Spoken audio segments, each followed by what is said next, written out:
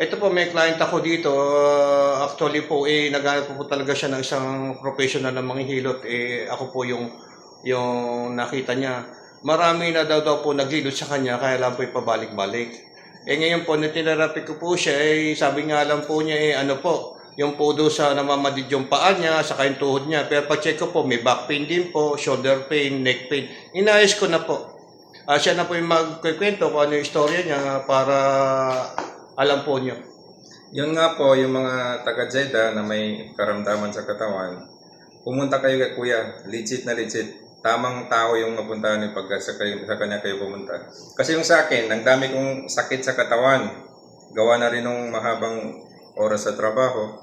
Pero nung naano ni Kuya, alhamdulillah, ngayon maginhawa na yung pakiramdam ko. O di ba lahat ng di ba lahat ng chinek ko muna lahat ng pain mo, di ba? Ba't hinawakan ko, sinabi ko may pain, may issue, may baradong ugat, di sa meron ka emotional, may baradong ugat sa bladder, di ba? Tama ako mali? Tama.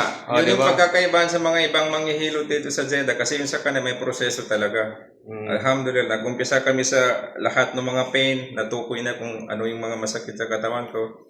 Tapos after ng session, alhamdulillah, maginhawa na. O, di ba? Sabi ko sa'yo, may pain ka sa lower back, di ba? O, pagkatapos ko i-crack, o, di ba?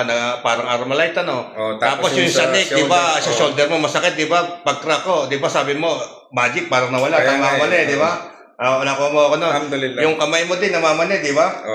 Di ba? Sabi mo nga din, hindi ka rin nakakasala ng nakabend yung paa, di ba? Pag nakabend siya, masakit. Masakit, pero ngayon, tinry ko kanina, okay na. Okay na, di ba? Legit na legit. Legit ba?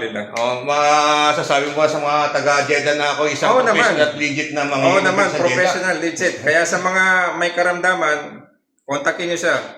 Inshallah, giginhawa kayo tulad ko. Paano bro? Salamat. Alam mo yung video brother. Kaya nga salamat kayo. Salamat.